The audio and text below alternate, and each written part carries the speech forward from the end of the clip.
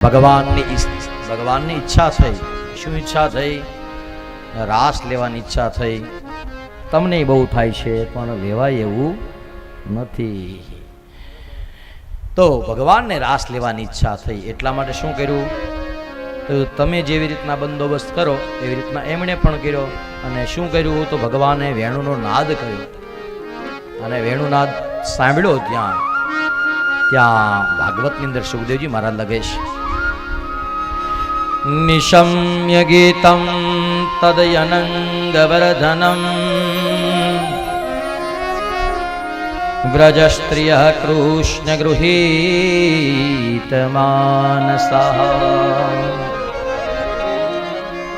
આજગ્મુરન્યોન્યમલક્ષિતોદ્યમાઃ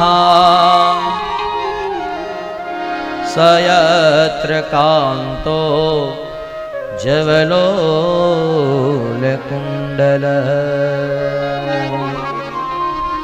નિશમ્ય ગીતમ તદ અનંગવર્ધનમ. ભગવાન એ એવો વેણુનાદ કર્યો કે વેણુનાદના કારણે એ વ્રજની અંદર રહેલી ગોપીઓ જ્યાં હતી ત્યાં પથારીમાં પડી એને ધ્રુજારી લાગી ગઈ. એ ધ્રુજવા લાગેલી સ્ત્રીઓનું હૃદય પરમાત્માને મળવા માટે આમ પાગલ બન્યું ને પાગલ બનેલી ગોપીઓએ ભગવાન તરફ ગતિ કરી છે. અને ભગવાન તરફ ગતિ કરી તો જુઓ તમે કેવી ગતિ કરી છે. કીધું ઘરના તે કામ કાજ પડતા મૂકીને, ઘરના તે કામ કાજ પડતા મૂકીને, ઘરના કામ કાજ પડતા મૂકીને, ઘરના તે કામ કાજ પડતા મૂકીને, ભાને ગોપીઓ કૃષ્ણ રમાડે છે રાસ, ગોપીઓ ખેલી બની છે. કૃષ્ણ રમાડે છે રાસ, ગોપીઓ ખેલી બની છે. કૃષ્ણ રમાડે છે રાસ, ગોપીઓ ખેલી બની છે.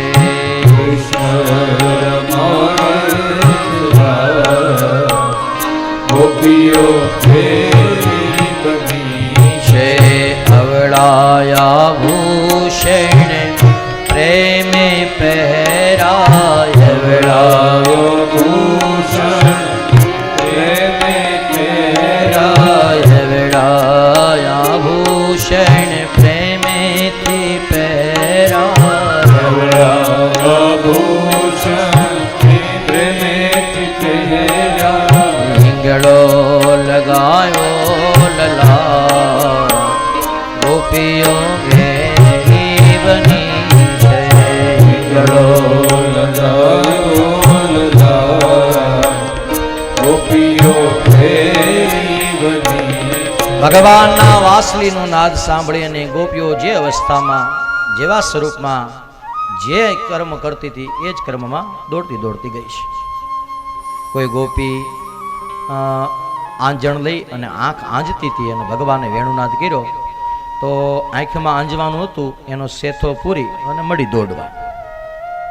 કોઈ ગોપી શેથામાં કંકુ લગાવતી હતી અને જેવો વેણુનાદ સાંભળ્યો એ સાંભળતા વેત જ જે શેથામાં પૂરવાનું હતું એનાથી આંખ આંજી અને ભગવાનને મળવા માટે વિહવળ થઈને દોડી છે.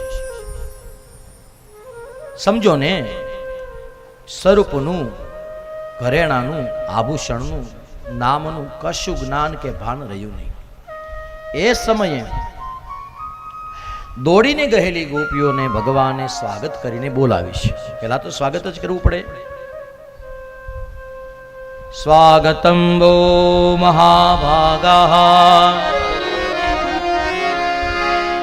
પ્રિયમ કિમ કરવાણી વહ વ્રજસ્યાનામયં કશ્ચિ બ્રુતાગમન કારણમ. સૌથી પહેલા તો સ્વાગત કર્યું, પધારો ગોપીઓ, અમે તમારું સ્વાગત કરીએ છીએ. સ્વાગત કર્યા પછી સેમ સેકન્ડ પાછો બીજો પ્રશ્ન કર્યો છે, પ્રિયમ કિમ કરવાણી વહ, તમે કેમ આવ્યું છો? કોઈ આપણી ઘરે આવે તો આપણે પૂછાય કેમ આવ્યા છો? પૂછાય? ન પૂછાય ને? અચ્છા, તો ભગવાને પૂછ્યું એટલે માન ભંગ થયો. આપણે કોઈ ઈચ્છાઓ સાથે ગયા હોઈએ કે આપણે જાશું એટલે ઊભા થઈ જશે ને, આપણે જાશું એટલે બેસવા આપશે ને, આપણે જાશું એટલે આસન પાથરી દેશે ને, આપણે જવું એટલે હો વાના થશે. પણ એવું કાંઈ ન થાય એટલે 50% પાવર તો એમને ડાઉન થઈ જાય કે આવો કીધું નહીં મળાય. તો ગોપીઓને એવું થયું કે આવો સ્વાગત તો કર્યું પણ સાથે તરત પૂછી લીધું કે હું આવ્યા છો બોલો. તો ભગવાને ગોપીઓએ ભગવાનને કીધું કે તે વાંસળી વગાડીને સાદ કરીને બોલાવ્યા એટલે અમે આવ્યા છીએ. ભગવાને કીધું એવું ક્યાં મેં કીધું મેં વાંસળી વગાડીને તમને? આપણે ક્યારે એવી વાત થઈ હું વાંસળી વગાડું એટલે તમારે આવવાનું?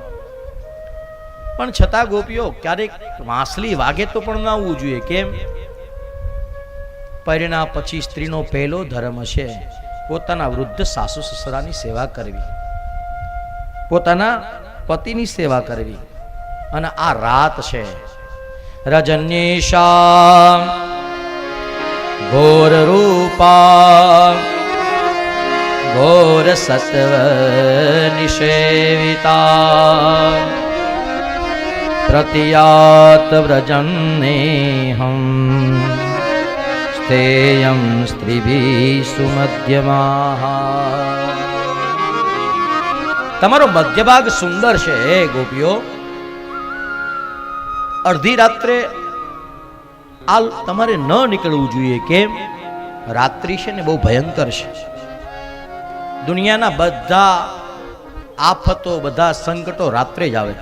ગોપીઓને ભગવાને કીધું છે કે ઘરે જાઓ અને સેવા કરો. કોની સેવા કરો? અહીંયા લખ્યું છે ભગવાને પોતાના હાથે ક્યારેક કોઈક માતા પિતાની સેવા કરવાનું કહે તો એમ થાય ન કરી મા બાપની જ કરે છે, પણ આમાં લખ્યું છે માતરઃ પિતરઃ પુત્રા ભ્રાતરઃ પતયશ્ચ વઃ વિચિન્વન્તિ યપશ્યન્તો માતુરવં બંધુસાધવસં. માતા પિતા ગુરુ સસરા પતિ આની સેવા કરવી એ સ્ત્રીનો પહેલો ધર્મ છે.